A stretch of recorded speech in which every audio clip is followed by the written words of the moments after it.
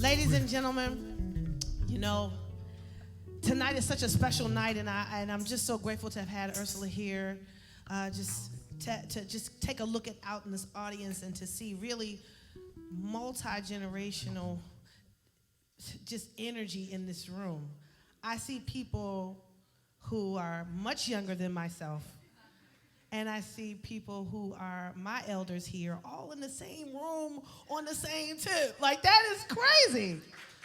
They say we don't party like this, and this is proof positive that this is how it can go down if you have the right thing. So I'm just grateful. So thank you for being here, and thank you for watching at home. Next up on our show, I would like to have my husband come up here. You want to introduce our next guests? Well, the next guests are legendary artists. To me, they're the forefathers of the hip-hop generation. They come before that, long before that. And what I wanted to most stress is the first concert that I ever seen as a child that I remember was The Last Poets. I guess I probably was in the 9, 10-ish area, and it was in Atlanta when I used to live in Atlanta. And I always remember it to this day, so it is an honor and a pleasure, of course, for us to be able to present them to you guys this evening. So many wonderful, wonderful contributions to the spoken word tradition that they have given us. I looked up samples of The Last Poets, and they have been sampled over 111 times by different hip-hop artists whom you love and enjoy, and music that you have partied to, and all different types of things too. So we would like to, without further ado, introduce you to Umar Ben Hassan and Abiudun, The Last Poets.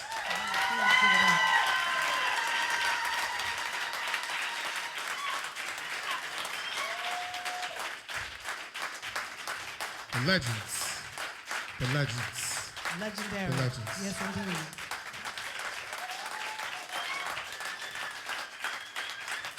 Yes.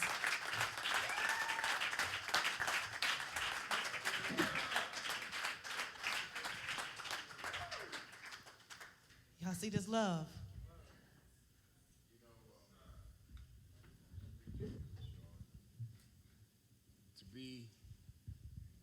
To be so, Philly has always been just a real funky town. And the blackness is overflowing, always has. And I have a true love for this place because my grandfather lived here and my cursing aunt lived here. She still lives here. Aunt Vivian was her name. And I remember me and my brothers and my mother's Pentecostal. So, she's not too down with those words. And we go see Aunt Vivian. She has some cognac in one hand and a cigarette in the other. And she answered the door and said, "How the fuck you doing, man?" We loved it. She was a trip. She died right here in Philly. Her house caught on fire. And her boyfriend, who happened to be 25 years younger than her, got out of the house. And then he had the nerve to be at the meeting when we were talking about what to do with the insurance money. Me and my brothers almost killed that man. But I remember being here as a Black Power, the very first Black Power conference ever held in this country, right here in Philadelphia. And I unveiled the poem, "When the Revolution Comes." And there's been so many wonderful moments being in Philadelphia. Not more than I had. I had some wonderful moments here. Speaking about Phyllis. Come on, have a seat, Phil. Have a seat with us. Have a seat with us. Yeah. Speaking about Phyllis, Phyllis reminds me of a red bone Philly I used to have in Philly. And more than fucking her, I like the way she fucked with me because she kept me. She kept me on my toes, Absolutely. So As a Redbone when will. I used to get off, when I used to get off on that train at North Avenue, it was on, man. Because you know, Michigan women, they got big butts. New York women, they are slick, but you Philly girls are players, stone cold-blooded players. And that's because y'all got to deal with so many gangster niggas in those movies. But it's good to be in Philly again. It really is, because I stayed here for a while. I lived here. I'm Y'all glad here to on a see good y'all. day in Philly, too. The group has had many members, and a few of them have passed on. Can you give us the names of all the former members before we go on to give respect and honor to all the contributors of the great legacy of this collective? The group was born May 19th, 1968, in a park in Harlem, New York. The name of the park was Mount Morris Park. It's been renamed since to Marcus Garvey Park.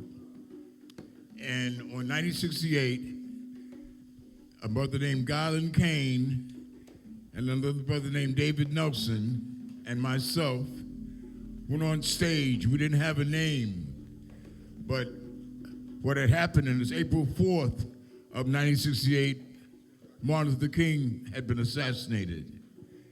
And I had already known David, and I was very upset about the killing of King, even though I could never march with Dr. King because he believed in turning the other cheek, and I wasn't taught like that.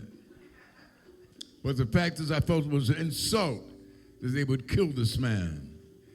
And I really wanted to get a gun and start killing crackers. And then instead of me doing that, I called David and said, this idea of a group that you want to put together, we better put it together, because if not, I'm going to become a serial killer. And he said he had met this guy named Garland Kane. And he said, I put our names on a list to read poetry for Malcolm X's birthday in Mount Morris Park. And when he told me that, I was very happy, but I was scared to death.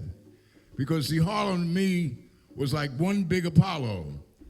And if you go on stage and you don't do right, the Sandman will come and get your ass off. And I was raised in Queens, so I was very nervous. But I realized that if you really want to write black poetry, you better be around black people, because black folks represent black poetry. And that's how I wrote my first piece. The group went through some changes. And ironically, the very first person to leave the group was a brother named David Nelson, who I consider to be the father of the group. And we put in his place a Puerto Rican brother named Felipe Luciano. And he is known for a very famous poem, Jibaro, my pretty nigga. Felipe became the last poet. And it was during that time with Felipe, myself, and Kane that we went to Antioch College. And this guy here, Umar bin Hassan, he was going to frisk me at my own damn concert. Because I wasn't coming in the backstage, I came in with the people. And he said, if you come in my post, you gotta get checked. And I said, this nigga's crazy. Let me tell you the rest of the story. Yeah. Let me tell you the rest of the story. So, because they put me ahead of security. I'm supposed to be protecting the artists and the women and children. Well, the fact is so, this is Abby O'Doon. See, when he was younger, his voice blunders down, but it was really blunder. I'm Abby O'Doon, man. I'm one of the last poets. I said, no, brother, you got to get checked in, because, we got people, children here, we got to protect Kevin Hart. I'm Abby O'Doon. I can't, you got to check him in. So I just, at that time, I just raised my jacket, my, platoon army jacket, and I had a 30 and a 45 on both sides of the gun.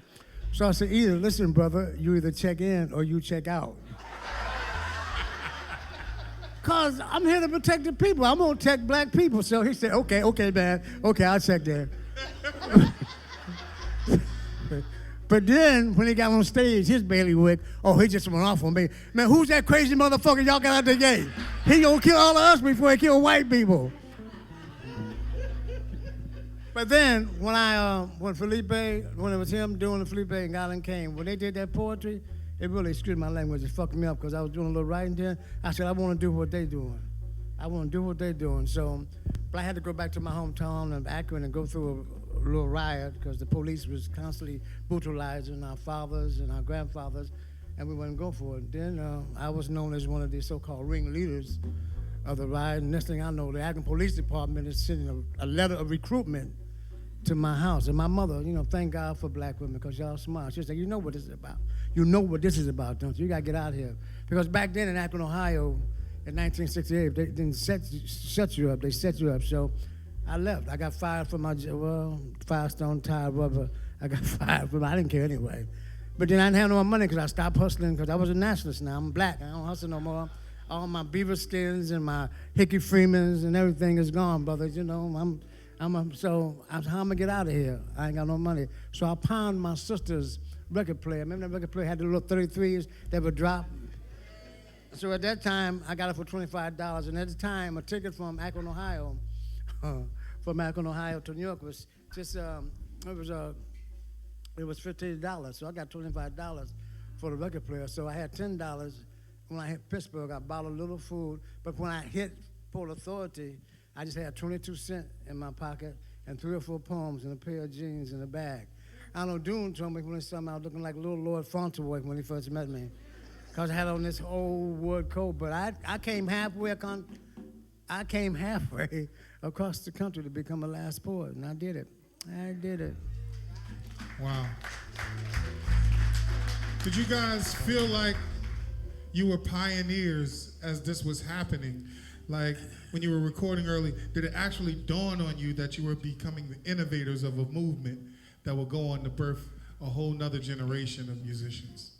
My goal, my thing, I wanted to be a part of the Black Power movement because that made sense to me. I was raised like a Black Power child. Right. Because my father believed that you should have, God bless the child has got his own. Yes. And that self-determination was a part of the way I was raised. So when the Black Power movement came on the scene, I thought I had to be a part of it. And then when they killed Dr. King, there was nowhere else to go. It was clear. So I didn't really think about the future as much as I was thinking about right then. I wanted to do something right then. And my spirit called for action, and the only way I could see myself really getting involved.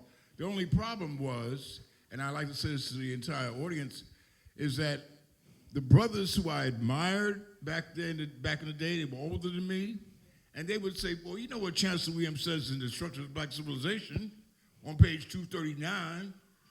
You know what Franz Fanon said in The Rest of the Earth on page 236? I had never read the books. I didn't know what they were talking about. Well, you know what Harold Cruz said in The Crisis of the Negro Intellectual? I read more books to be a revolutionary than I ever read to be a college student. I read about 6 major books in less than 5 months just so I could have a conversation with black folks. And there was another reason we read so much then, too, because there was a lot of charlatans and bullshit niggas going around talking about how black they was and sprouting certain things. So if you read correctly in the correct books, so as soon as somebody started, you could check them. See, because we checked each other a lot back then, sometimes nicely, sometimes physically. But so we read a lot back then, and I like to read anyway, so it was a good thing to read. It was a good thing to be able to read all these books and learn about our people, and, it was important. It's important always to read. You should read. But the group, what happened, what really took us, I guess, to the next level was, because Galen Kane had said we're never going to record. The minute that we record, we're going to be in the bucket with the rest of this crap, and we're not recording on us. We're trying to change minds, and he was the aesthetic. He gave us our aesthetic. He made it clear you couldn't get on stage and just do some bullshit and call it poetry. You had to know what poetry was about. It was clear, and it was very special. And we had that heartbeat, which is the drummer, and that's Elijah was our heartbeat at the time. And matter of fact, Elijah had a thing. If you got on stage and you did a poem that was supposed to be in the group, and Elijah wasn't feeling that poem, and he didn't open up his duffel bag with his drum and start playing behind your poetry, your poem, you might as well throw that shit away. And that happened to me one time, and I thought that was cold-blooded. Because, I just knew this poem was hot. I wrote this poem about the niggas out in Queens where I was raised. and I called it Get Hip. I typed it up on my grandfather's typewriter, a Remington typewriter, and it was a 2-page typed up poem. And I got on stage and I read it with all kinds of feelings. At least I thought I did. Elijah never looked at his goddamn duffel bag. He never paid no attention. And then after I finished, Kane said, "We're not reading that bullshit on stage, nigga." You know what you want to do to a nigga that says that about your poem? Yes, I want to hurt him. But I had to go back and look at the poem and say, yeah, this is bullshit. You know, the name of the group, The Last Poets, it really is a reference to a poem about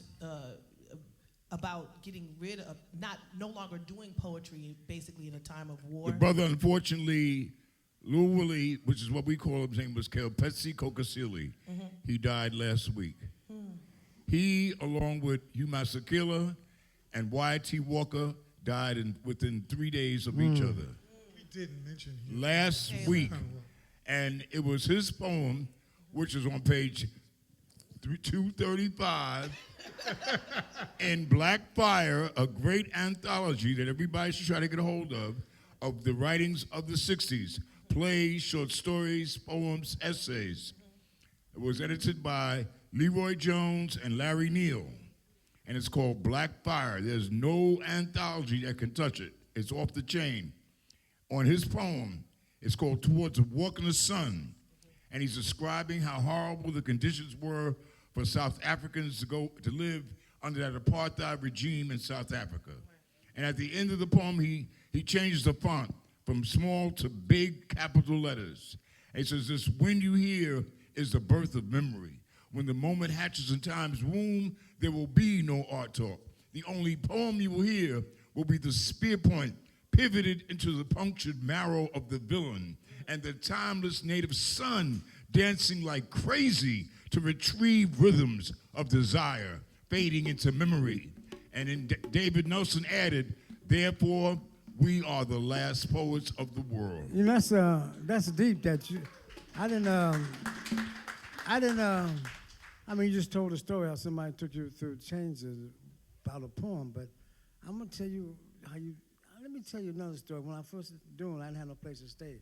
So he got me some place to stay. About 2 weeks later, he got me staying at the Alamac Hotel, which is a place for black students who couldn't afford to stay at City College. He had no place to stay. He had no food money. He had no girlfriend. He had shit.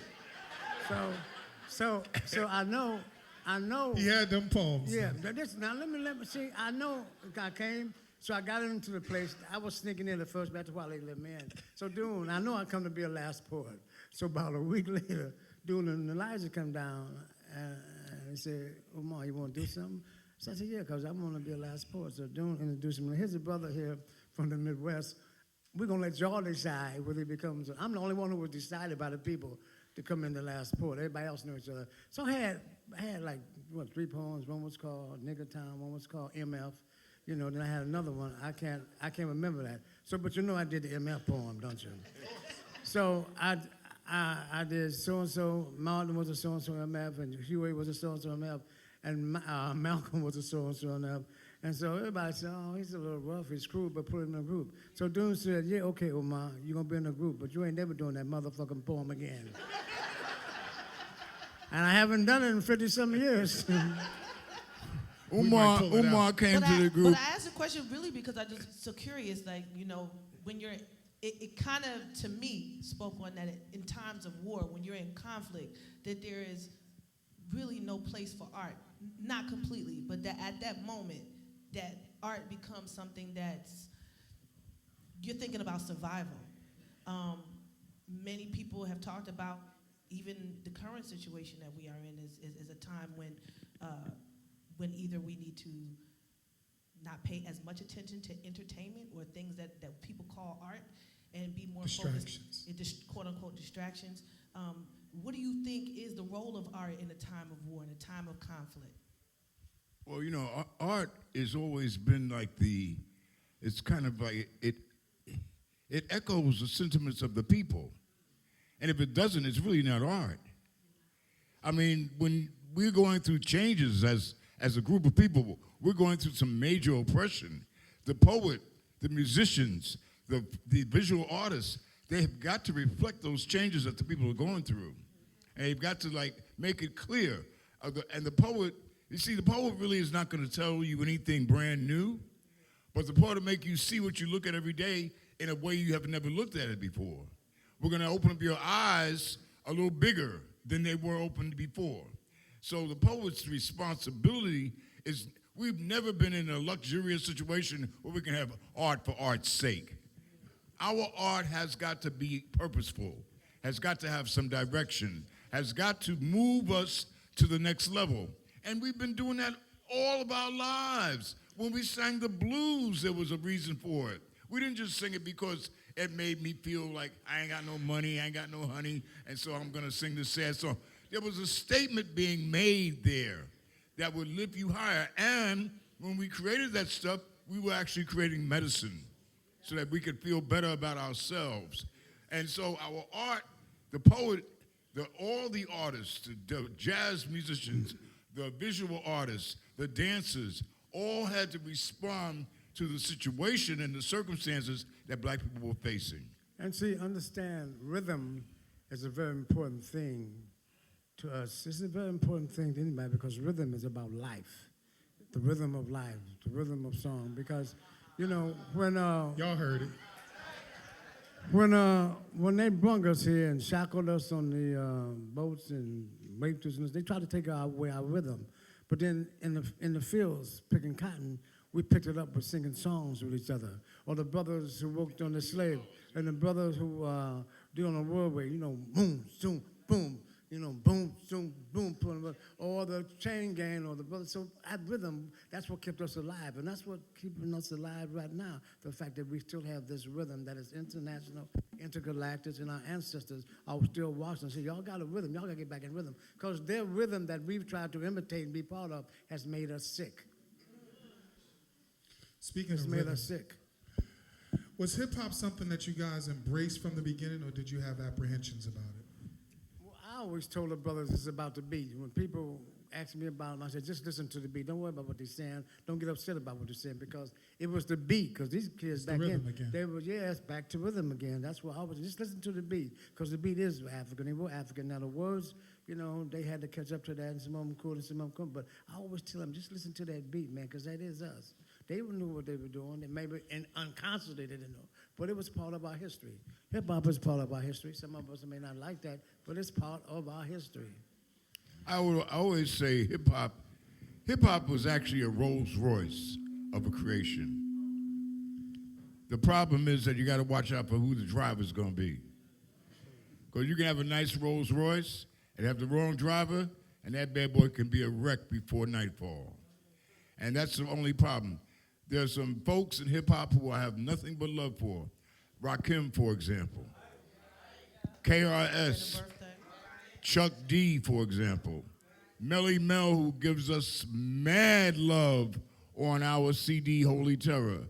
I mean, Melly Mel, no, and when I came into the studio, I'll never forget how he was bowing down. I said, Melly, get out of here with that crap. I said, didn't you come up with Don't Push Me, 'cause I'm close to the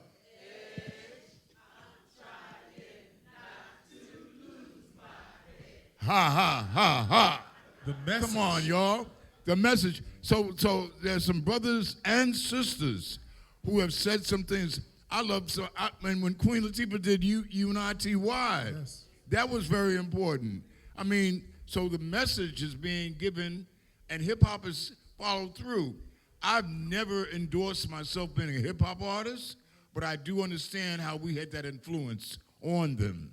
And I appreciate them. And Umar and I, we've never scorned our brothers and sisters in that world of hip-hop. Whereas some people say, those kids are stupid. I've never done that. That's out of order. Those are our kids. Those are our kids. The New York Times actually sent me to California to spank Ice Cube.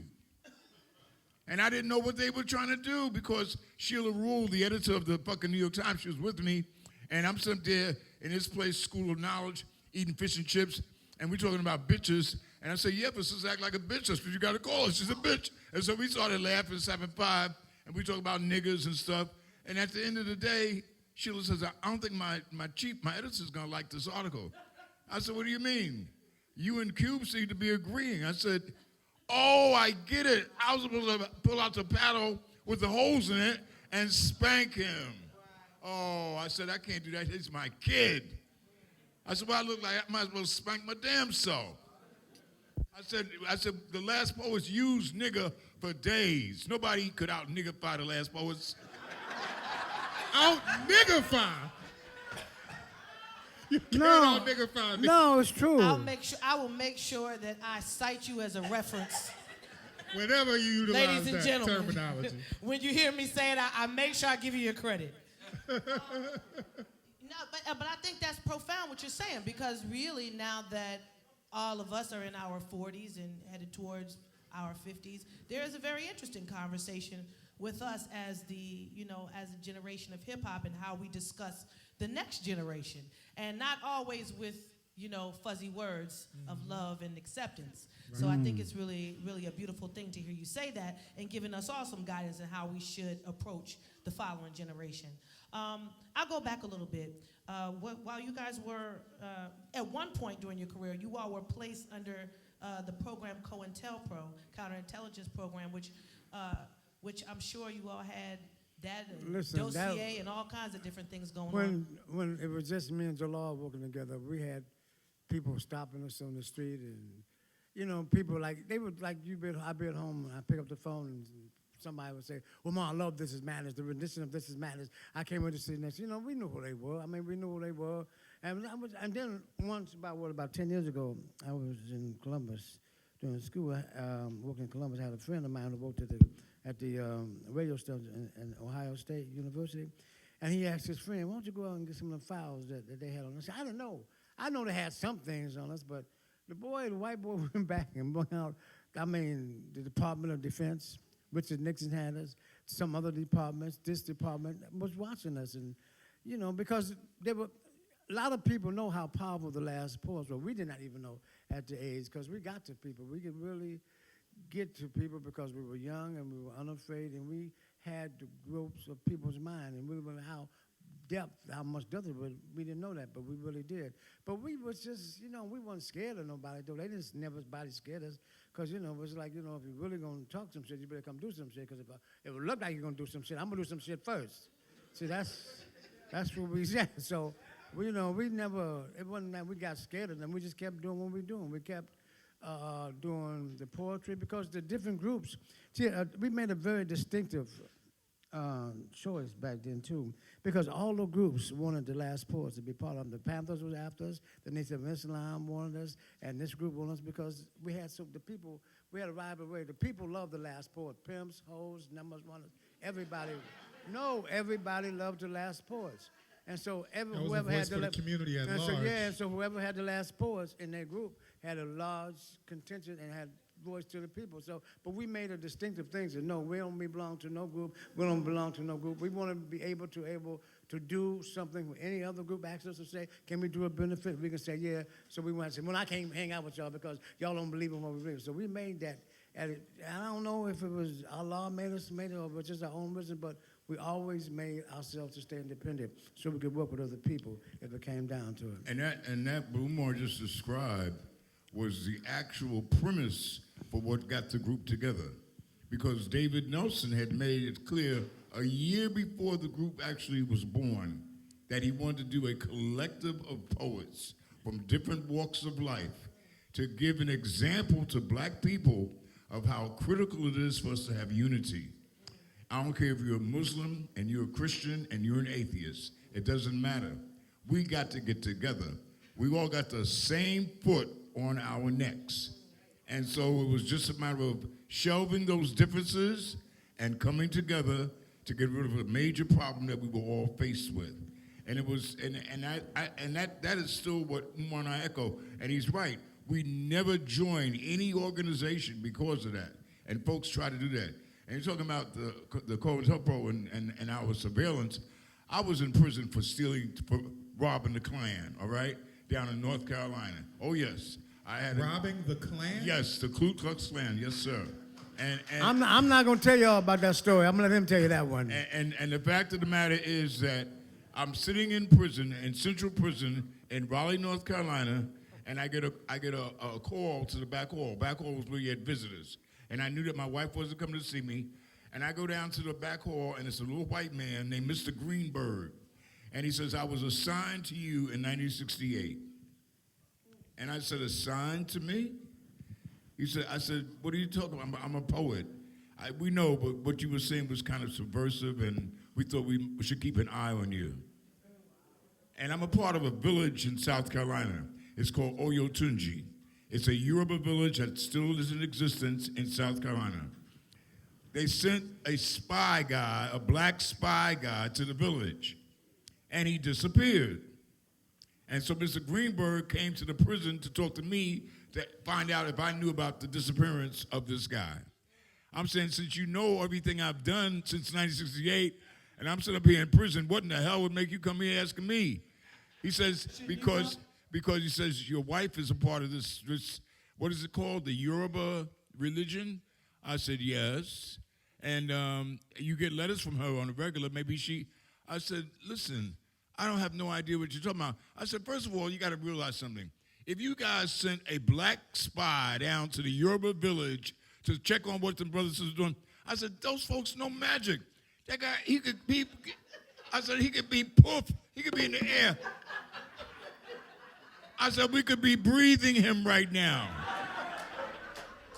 I said, there's no way in the world that he's going to. I said, before he got off the plane, they knew he was coming. I said, they read. I said, you need to study Ephod definition. I said, you're not dealing with people who don't know. They know before it happens. I said, and what in the world would make you think I'd tell you if I did know something? He said, well, you got 12 to 20 years, and we're the feds, and we can cut that in half. I said, oh, really? I said, you know what?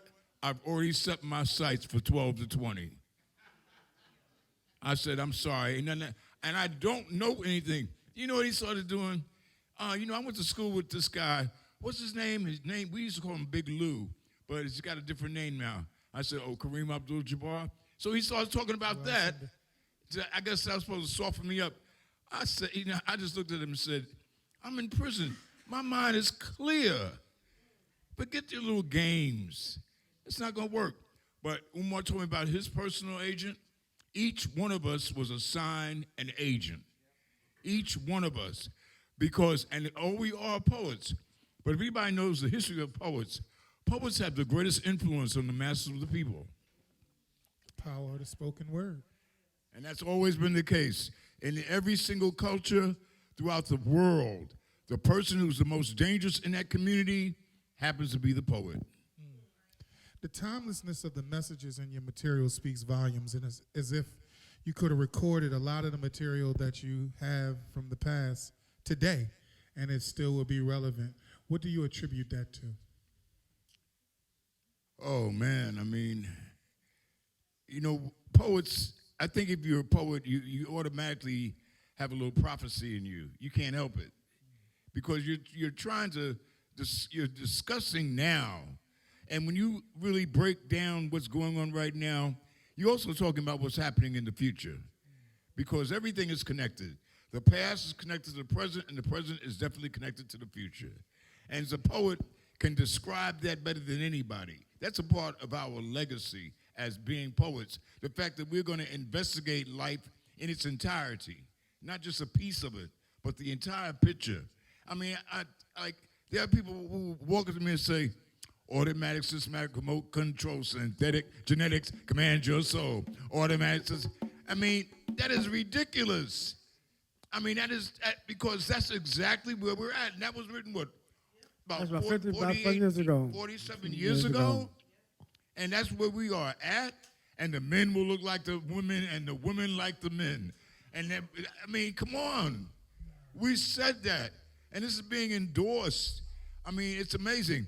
And all we were trying to do was tell the damn truth as we felt it and as we were experiencing it as men in America. And see, too, it's a blessing that both of us are still here to be able to do this. Living Black history. And especially me, because I have been some places and did some things that, I had no business doing, and I thought I did have business doing.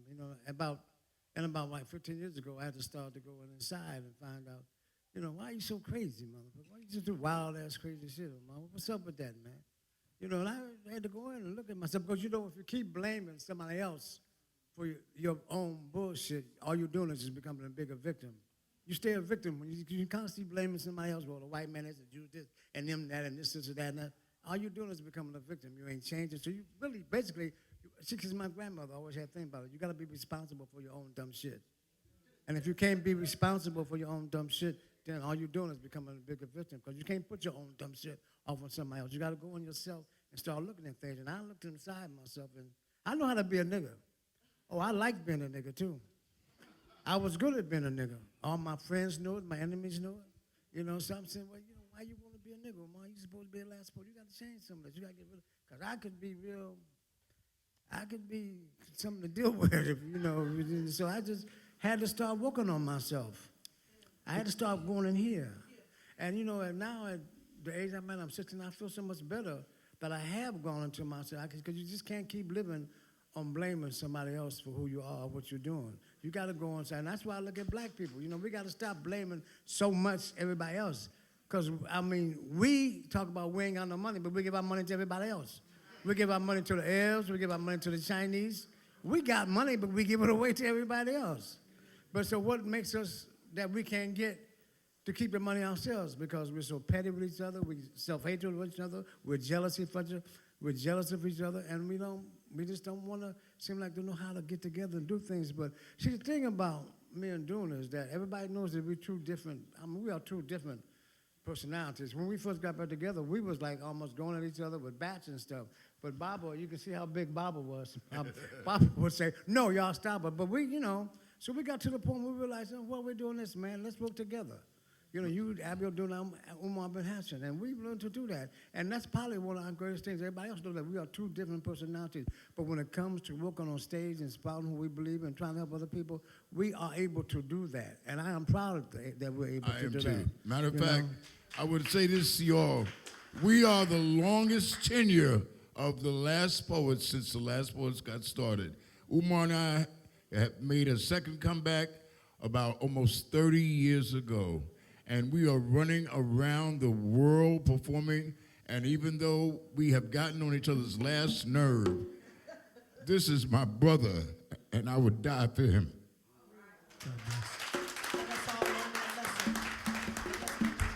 We're running a little long, and we apologize that you guys have collaborated with many hip-hop giants, including some of the names that you mentioned, like Chuck D and Common, and many others. How does it make you feel to be embraced the way that you are by that hip-hop community? Well, we like the fact that some of them recognize who we are and what we've done and that we were the beginning.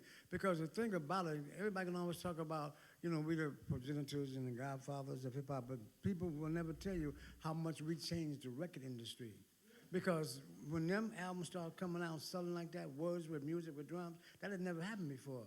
They had to get certain different teams in the record business to work with. They had to start thinking of different ways to market this word. So when we came along and hip-hop came along, all those people became in place, because we didn't have all those people in place when we were doing the words. So, but that's why hip-hop made so much money, because we put them words out with them drums and them words, and it just messed people up. So, but I know.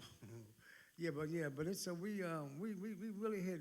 We just not just hip hop, but the whole record industry. We changed it up. Matter of fact, it was we're the first group in America to actually put the words on the inside cover of an album, and it seems. If you those of you who do not have the very first album, which is called The Last Poets, matter of fact, I always travel with merchandise if anybody wants to purchase anything.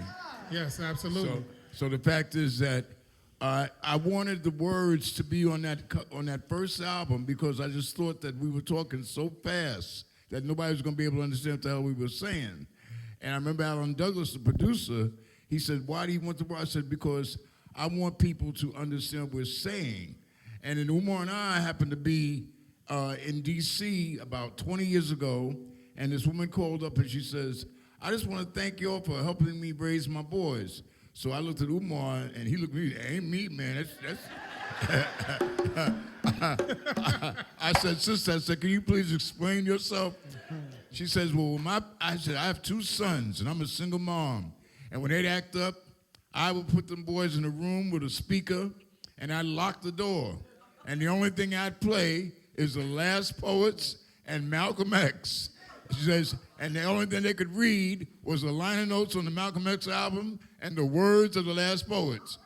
And she says, don't you know the boys' reading scores went up?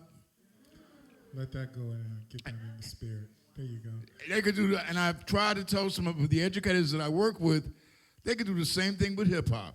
I don't care if the person's done a hip hop record where they say motherfucker 20 times. Make them read it 20 times. Then maybe they'll realize how stupid it is. That's all they said was motherfucker. The fact is that there is a way to elevate the mind if we use some black creativity. And we have that. And there's so much that we can do still. But I'm very proud of the fact that we, like Umar said, we have been innovators in many, many ways in terms of the whole record industry, not just hip-hop. I want to ask this question because we talked about Prince in the last thing, and Prince was all about ownership. You guys have put so many creative contributions into the world and have been sampled and utilized in different material.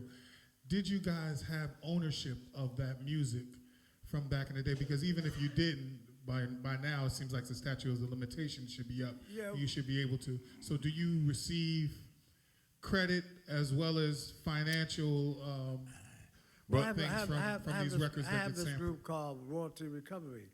They're beginning to recover some of my stuff all over the world now. And I'm beginning to get a little money in there. Right. You know, bringing it to us. So it'll be under their guidance. It will be under my guidance. So that's happening. You know, a little bit, we run into people. Well, basically, people, they just stole it from us so much they can't use it anymore. They wind up giving it to us anyway now because they think they made so much money out of it. But, you know, and talking to Prince, you know, we got a new album. I just wrote a poem for Prince on this new album. It's a classic. We are, because, you know, Prince was, you know, Midwestern boy like me, but I love Prince. Yeah. I mean, Prince, man, I mean, his whole thing about sometimes when he'd be on stage with the white girls and the brothers and all that, the people thinking it's all sexual. No, Prince was talking about if you find somebody you in love with, no matter what color it is, love them. Just love them and be happy and don't worry about what some other motherfuckers saying about you or what they thinking about you because that ain't it. Because he was a statesman and he did it with music and the way he on stage. So when he died, I cried for about 2 days. You know, because the thing is that when he made that movie, Purple Rain, yes, my father was a musician, just like his father. And my father used to beat up my mother. And my mother was a light skin, just like his mother was. And there was a Jerome in the movie, and my name is Jerome. So I'm saying, what this nigga, what is, yeah, I'm saying, who is this nigga? Is he trying to talk to me, I'm saying, yeah, is he trying to talk to me? And so, I know we were supposed to meet him one day. We went to Minneapolis, and we was at his club. We at First Avenue. So I get there, because I'm asking everybody, I get there, yo, man, can you see Prince? Somebody showed me Prince, man. He said, well, you know, he usually don't be around, he was out. But then we did the show that night. And he was in the back. You know, if I could put my hands on him, I would just like, because you know, but you know, I can't see you ain't here. But somebody, one of the stage hands came back after the show and said, did y'all see Prince? I said, man, he ain't here. People say, he's right back there watching y'all, man. He was a fan. And his people told us he. As he should have been. As he should have been. Well, I was a fan of his, man. You know, I say that we you know, we talked about this earlier that, you know, as an artist, if the one thing most artists have in common is what records their parents had in the house. Yeah. And we'll all sit around and talk about that. And that's one thing that you'll find. If you sit around in a group of artists, I don't care if they're hip-hop artists, singer, whatever, we all have the Last Poets album in common. That record was in our house growing up. That is the far-reaching influence that you've had, not just on hip-hop artists, but for all of us. You know, I was here, we got the I Am Award here in Philadelphia some years ago. And when I went to the awards ceremony, at my table was Billy Eckstine. So I was freaked out. Mr. B is at my table? and he looked, you know, as like he looked as distinguished as and he was always like just a distinguished looking, good looking elderly brother. So I had to get up and I went over and I spoke to him. I said, Mr. B, I'm a big fan. I mean, I've always been a big fan. He says, aren't you one of the last poets? I said, yes. He says, what you said on stage is stuff we would say backstage. And that really was a super endorsement because you never think somebody like Billy Eckstein is listening to what we're saying. I mean, but this is proven throughout. Everybody has, now, I've got a major suit going on right now. And I hate to say it, but it's against Biggie's estate. Because everybody thinks Biggie came up with party and bullshit. And consequently, it's been used like a hoe without a pimp. All over. You notice in that movie, All Eyes on Me, about Tupac, I just watched that and heard it the other night. Yep. I hate to tell you that, but I did. And the deal is that, you know, like right now, the lawyers of his estate are trying to play some kind of funny cat and mouse game with us because they say, well, Biggie's dead and he's nobody, but you're all collecting. And so we had to put their names in the suit. And I really could not see myself suing Biggie at first because when I found that he was using my stuff, we were in Italy and found that Biggie had died. And my thing was I didn't want to take no food out of his wife's mouth and his daughter's mouth. And I mean, I just let it alone. And the thing about it, me and Babatunde were walking down the street. In Italy, in Imola, Italy, white folks ride bicycles. And they have the baskets in the front, and they had these flowers in the baskets. And they were taking these flowers down the magazine stand. And I said, let's go see who this is. Walk down there to the magazine stand. There's this big, beautiful picture in the gold frame of Biggie Smalls. They thought it was mafia. Yeah, right. They thought called Junior Mafia. Because the Italians love the mafia. And they don't love the Pope. They love the mafia. They do. He had on that pinstripe suit with the fedora hat. And they were like mafioso. And then the guy, Mauricio, the promoter, he says, don't he look like Hannibal to you? They know. We don't know. They know. Biggie was revered. I couldn't sue him behind that. But when my son, about 3 years ago, pulled up this bitch Rita Ora, does this piece called This Is How We Party, and about 29 times she says, party and bullshit, and I said, nope, this shit's got to stop now. And so, you know, you were talking about copyright. That's when I found out that Alan Douglas, the guy who produced our very first album, had his name next to all my shit. So I did not own my shit, but I do now. And you mentioned that Billy Eckstein, it was a thing to you to know that he was listening, but we've all been listening. And we all love you guys, and we could sit here for hours and hours and hours with the history and the legacy that you have given us, so graciously given us. But I would love for you guys to close out with a few pieces. And okay. God willing, we'll be able to have you back. Okay, again. Dune is going to do the first one. Okay. No problem. You mind? Do y'all mind? Poets, y'all. Last poets. Yeah, just give me something. I don't care what you do.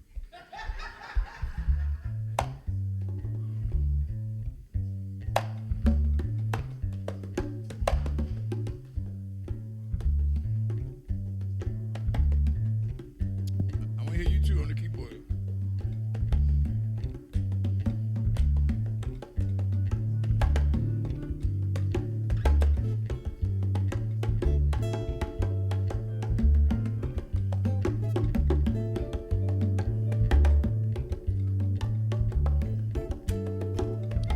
Time has come for us to be who we're supposed to be. Time has come to find our way to be free. time has come for us to be all that we're supposed to be. No one can stop us but ourselves. We create heaven, never hell.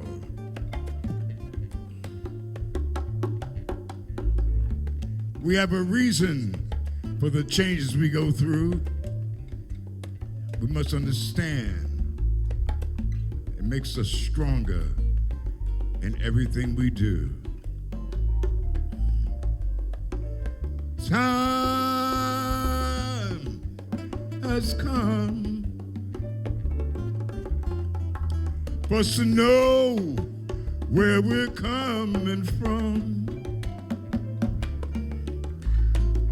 We've got the power to make a change. We've got the strength to rearrange. Time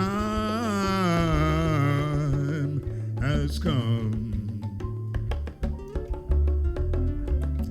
I just had to do that with this music.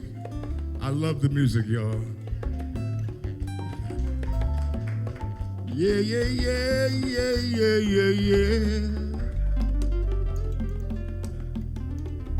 Yeah, yeah, yeah, yeah, yeah, yeah, yeah.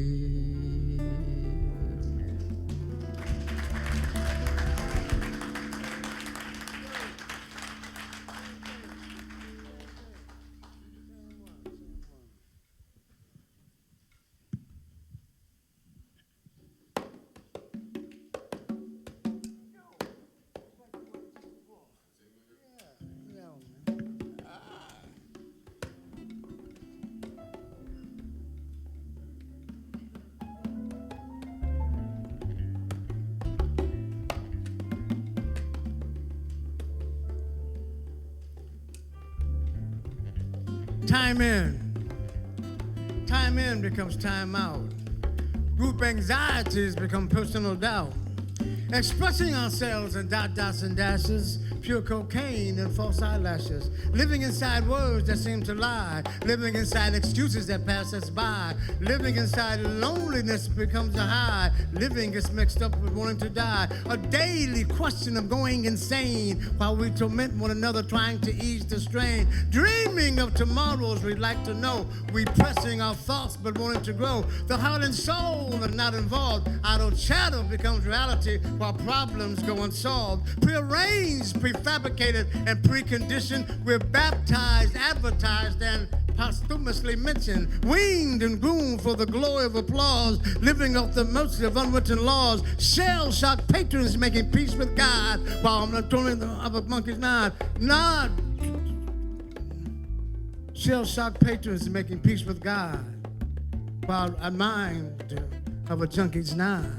Turned into robots through the power of suggestion, we seek an answer and become the question. Afraid we might die before we live, blessed with life but then afraid to give. We want to be amorous, glamorous, and larger than life. Our cheap illusions become high-priced strife. Losing ourselves in times of despair, becoming self-defeaters of unusual flair. We rush towards the beginning that might be the end. We sit in the darkness and try to pretend, pointing fingers while our insides bleed. Committing suicide to fulfill a need. Highly intelligent in a very low way. We speak of resisting but have nothing to say. We touch religion and make it seem like hell, but then we touch unholy dreams and wish them well. Faith is replaced with apathy and grief. Indifference is made acceptable and then a belief. Our left eyes all glitter while our right are blind. We submit to this madness and hope it is kind. Distraught women seeking compassion while turning tricks in high woman fashion, finding love at the expense of losing their cool, looking for happiness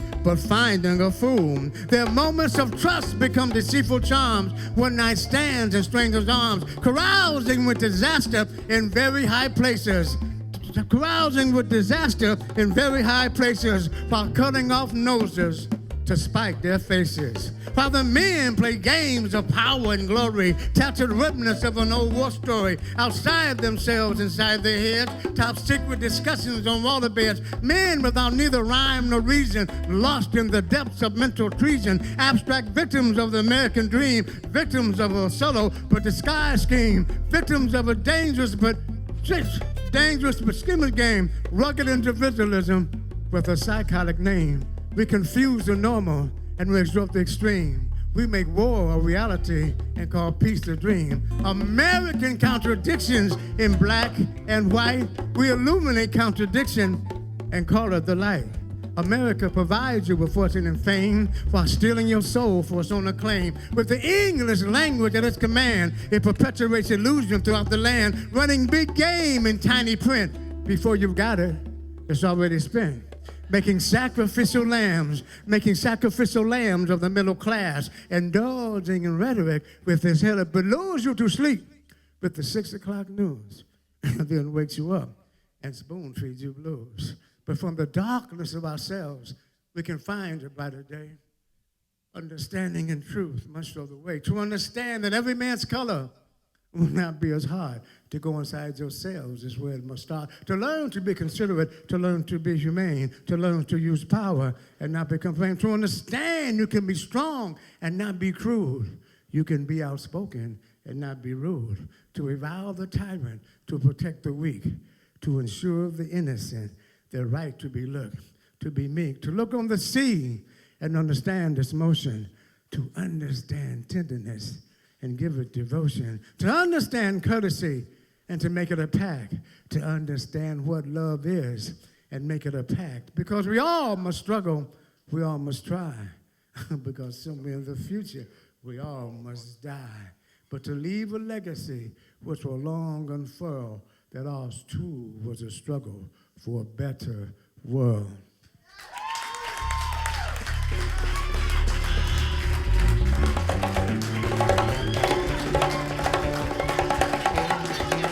Ladies and gentlemen, the last poets.